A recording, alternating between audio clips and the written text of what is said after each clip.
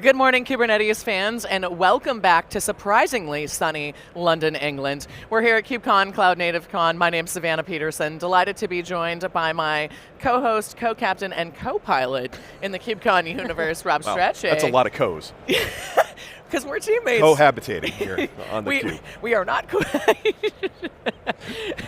How's your morning been so far, Rob? Great. It's been great. I'm getting caffeinated. I think we're getting there. You know, it's co-caffeinated. Co-caffeinated. So I think we're doing really well. We are doing really well. And speaking of doing really well, I am so excited for our first proper guest. Ramya, thank you so much for taking the time to come hang out with us today. Oh, thank you so much for having me. This is exciting. It is exciting. You've been playing this game for a while, very familiar with the community. Yep. Talk to us a little bit about your current role at AWS and what you're working on. Yep. So I head up our product marketing team for what we say containers and serverless. This includes EKS, which is our flagship Kubernetes product. It includes our container registries. It includes ECS, which is our native container orchestrator. It includes our serverless compute suite of Lambda. And our application integration products of step functions and EventBridge, apart from other products. So essentially I say anything that helps you abstract away infrastructure complexity and helps you get from idea to production faster is sort of in my space, but really the portfolio is called Containers and Serverless. Yeah, I mean, I think one of the things that we were talking about, and you kind of just hit on it a little bit, is, you know, complexity. And I think, what are you seeing? I mean, so far, hearing about today, and what are you excited for this week here at KubeCon? Every KubeCon, right, we are looking at three things. Number one is we want to hear what's happening in the community. This is so exciting because Kubernetes moves at such a fast pace, and we love that. We love keeping pace with that. We love innovating with the community. We help the community innovate faster with our infrastructure and our other tooling, so that's something that we're always excited about when we want to hear about it. Second, we want to speak to our customers. You know, it's often interesting because we think, you know, we've understood sort of the range of problems, and then we come across something more, and then we're like, okay, that's fascinating. That's the next challenge we want to go solve. And it's always so valuable to meet with them in person, understand through very deep conversations their specific use case, their specific issues in dealing with what's so ever-changing, you know, in terms of Kubernetes. And number three, we want to share what we've done over the past 6 months since we last met them at KubeCon. So I think that's what excites me the most about any KubeCon. And just, I mean, look at the energy, right? It's something seriously, just, it's infectious. So I appreciate that a lot personally, and as I said, it's the learning. It's just the learning, which is fantastic. I love that you brought up the community and how valuable it is. I think when folks think about very large companies like AWS, the first thing that comes to mind is not always people forward and community focused, and I love that that's a big part of what you do.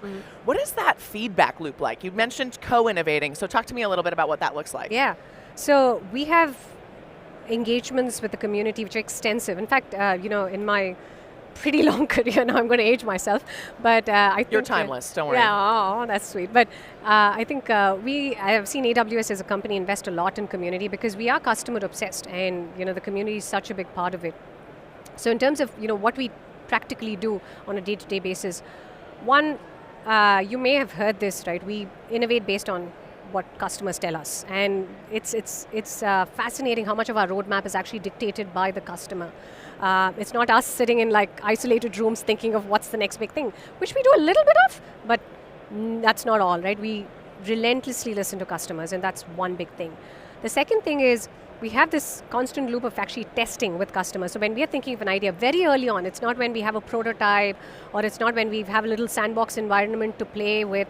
We actually say, this is what we're thinking loosely, and we use the community specifically to test ideas, and then when the idea has gone a little further, we test it again, and then we see it in practice, we again test it, and we do this repeatedly. So the engagements with community is almost, I would say, weekly, if not daily, right? And so it's one of those things that we intensely value. And of course, we listen. And so the feedback is always not positive, which is what we want. We want to understand what's good, what's bad, Well, that's it. You can't make It's things how you better build if you better. don't. Exactly. But yeah. so, what were some of the things that you guys have announced in this realm lately? Because again, I know there was a lot going on, and you've been doing a lot. I met with the SageMaker folks and the S3 folks. They had some really interesting stuff going on with Pi Day a couple, about almost a month ago now. It feels like. But so what? Oh my gosh, yeah. It's crazy, but time. So what do you have going on, and what's some of the announcements you've had recently? So 2 things that I'm super excited about. You spoke about community, and this KubeCon we're announcing what is called community add-ons. Essentially, when you think of building any application, you take it from idea to production. You're not relying on 3 things. You're relying on so many different tools. And you, of course, as AWS, we provide you with an extensive set of tools. We also know you have to use other ISV tools. But we know with Kubernetes specifically, you're also relying on a lot of open source tooling, right? And so what happens with typically open source tooling is they're maintained in different repos, they are updated regularly, and we see customers often having to go and fetch them, build separate piping, understand what's the latest and greatest.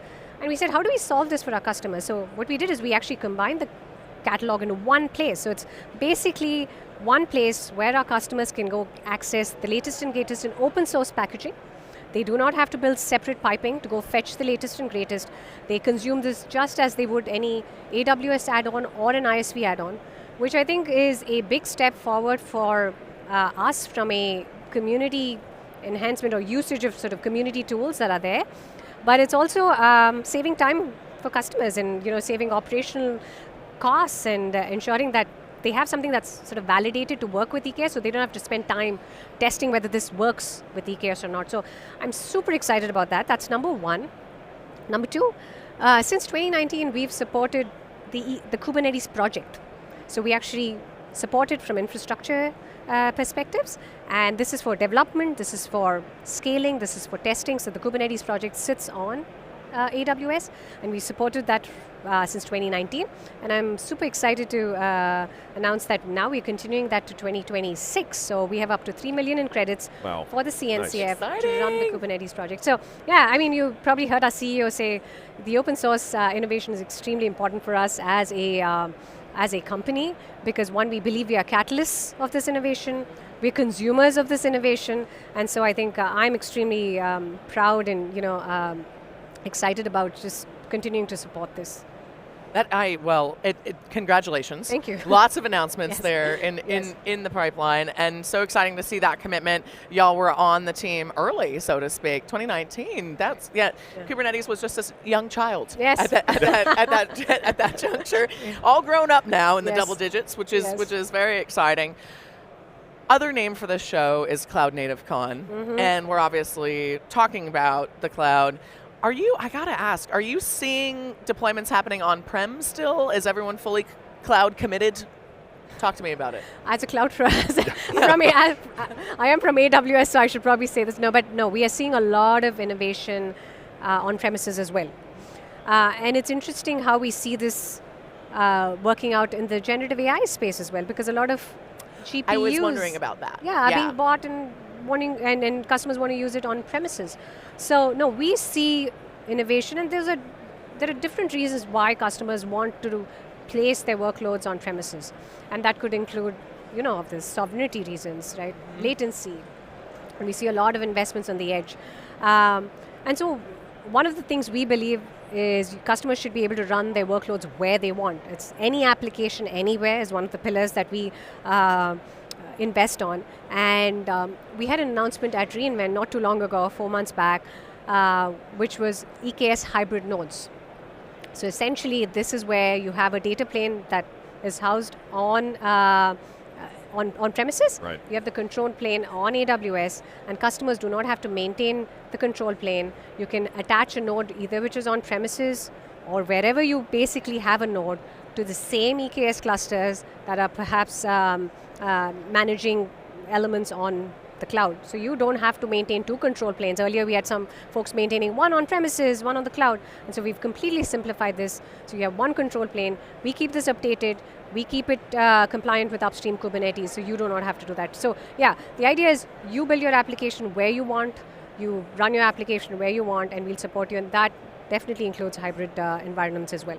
Yeah. And you're decreasing that complexity across the board. That's I right. love that. That's the right. whole name of the game with Kubernetes. Go ahead, Rob. Yeah, no, I think again, what was interesting about that is you started to talk about the use cases and things like that, and what we see is that 85% of data that people are using with things like Gen AI is actually still on-prem because it's S3's got billions and billions of objects in it, but still there's a lot on-prem zettabytes at some of these customers. How are you seeing Kubernetes and Gen AI really coming together, and what's the influence that you're seeing in there? Because I heard a lot about it yesterday. In fact, one of your customers was on stage talking about how they used Gen AI to actually build out their Terraform provider, or OpenTofu, whichever they were using, I don't remember, and then they were able to do that and call into CloudFormation to go out and build out their clusters and stuff like that. Yeah, well, AI ML is not new on Kubernetes. We've seen these workloads for a very long time, so it's actually not surprising at all that Kubernetes is being used as a primary platform for generative AI. And that's because of a few things. Kubernetes sort of became the container orchestrator because of its scalability, because of the fact that it's highly performant, again because of the innovations upstream, right? You have this entire community that's innovating. So it's not really surprising. In fact, most of the top large language models run on Kubernetes on AWS. And we see this slowly transitioning to inference as well. Again, such an important conversation right now. Glad you brought it up. Yes. And that's because of generally the inherent factors that make Kubernetes what it is, right? It's, as I said, it's highly performant, it's highly scalable. You have all these innovations upstream that we can completely adapt quickly. And that's generative AI. It's changing by the day. Kubernetes changes by the day. So I think it's such a complete match in terms of being the right platform to run these applications. You still have complexity. So you still have issues with managing costs, and that's where we have innovations like the EKS Auto Mode that we launched back at reInvent in 2024, which essentially allows you to manage your costs based on an open source tool that we launched and then donated to the CNCF called Carpenter, which is basically a node lifecycle manager that tests what's not being used and then shuts those nodes down. So essentially, we see those complexities would exist, and we are in the sort of process of ensuring that this becomes simpler, whether it's generative AI or whether it's any load, but definitely with generative AI, that workload, we're trying to make that as simple as possible for customers. Which is not the easiest thing to do in the world, so I'm sure you're all working, I say that lovingly and with respect to your efforts. It's important for folks to know that when it feels easy, that means you've done a lot of work in the background to make that happen. Right. Sitting in the position that you're in, I'm very curious. You get to see a lot of different types of customers across all different sorts of industries. What are some of the trends you're seeing right now? We'll hang out in AI ML right now just for a second, but since it's such a hot topic, what are some of the trends you're seeing, and maybe share one of your, that you're allowed to share, one of your favorite examples or customer use cases? Yeah. So, in terms of trends, as I said, this is changing so quickly, and you spoke about AI ML. We see agentic workflows sort of becoming center stream. At least the conversation, right? The diatribe around it is intense. We see innovations in terms of customers being able to simplify the entire sort of developer lifecycle. I think you spoke about it up front, right? We are seeing things move from a Kubernetes perspective. It was the platform engineering piece, but now we see a lot of discussions about moving beyond operator to the developer and how things become easy for the developer. Kubernetes has always been in the business of making life easy for developers, but I read, my first reading on Kubernetes was it makes life easy for developers, but it makes life a nightmare for operators, and that's what we're trying to change now. But how do you sort of give all the benefits of Kubernetes innovation to the developers and help them get from idea to production faster? So that's another piece of, that's another trend we are seeing. In terms of like my favorite, use case, I would say Anthropic still remains one of my favorite use cases, and they're doing such interesting things. Of course, they build their foundation model on Talk EKS. about a rocket ship right now. Yes. Seriously. Yep. Yeah. And we see the consumption of this moving into building specific LLMs. I'm sure you'll have heard that many times, right? Which is very specific to industry, which is specific to use cases. We've seen in-house grown models, which is trained, and we use a bunch of that, right? It's trained on data and intelligence from our own data sources, which we necessarily don't want to share with the rest of the world, and we see our customers doing that as well. So I think that's becoming interesting. But I think things that are not good, that's always going to remain trending in, like I would say, larger compute and larger computer science, is how do you do things faster? So how do I, as a software developer, get from idea to production faster? How do I do it at the lowest cost possible? How do I do that with the most effective, efficient system I have, which is highly performant, highly available, and how do I never compromise security? And every day we have new threats, especially with now data being sourced from different places, and you can't predict some of the behaviors of the agents, which become independent thinking entities. And so that's piece. And so what are the vulnerabilities you're introducing into your system? So security will remain number one. But I think these are some of the trends that we see in general, which I think transcend any application. And I don't think it'll ever stop being a trend. Yeah. But it's something that I think we'll always have to keep innovating on to tackle. Never satisfied, but always pushing the boundaries. That's right. Love to hear that. What's next? Well, actually, let me phrase this in a slightly different way. What do you hope to be able to say when we get to hang out at KubeCon in Amsterdam? Yeah. What we were talking about next year. This Yeah. time next year. What do you hope to be able to say then that you can't yet say today? Yeah. I don't know if I can't yet say this today, but I mean, we believe that AWS is the best place to run Kubernetes, and we want to continue innovating on that. And so we essentially look at this in terms of how do we get there, right? What are the sort of pillars we invest on? I spoke to you a lot about operator-developer experience, and we are going to continue investing in that. Really, how do I, as any person, sort of be able to consume the goodness of Kubernetes with what AWS offers in terms of operational excellence, right? It shouldn't it shouldn't have a high barrier to entry. I, as a small startup, should be able to use it. That's number one. Number two, we'll continue driving the fundamentals, what we call well-architected fundamentals of performance, resilience, security, and costs. We're never going to compromise that, and we invest very heavily. Very important things in any business and application. Exactly. Yeah. And that could be, and it's as important for a small business, right? Right. We want you to be able to innovate at scale. That especially with the new trends you're seeing in generative AI, it is. You're running these huge workloads, which, and I was reading somewhere that a data center is going to become as important, equivalent to a node, basically one server, right? With the kind of compute we are trying to drive. So I think we want to continue supporting that innovation. And last but not the least, we'd want you to run your workload anywhere. So those are the sort of investments we will continue to make. And so from what I'd probably be able to share is developer experience, democratizing building these applications, and allow you to integrate with anything. And we did that with the community add-ons.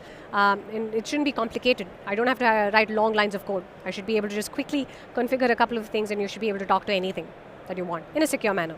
Yep. So. Love that. You nailed it. Ramya, thank you so much for taking the time this morning. Thank you so much. This was fun. Thank you for having this me. has been great. This doesn't even feel like work. Rob, thank you as well. This is great. This is a wonderful start to our fantastic 3 days of coverage here in London, England at KubeCon CloudNativeCon. My name's Savannah Peterson. You're watching theCUBE, the leading source for enterprise tech news.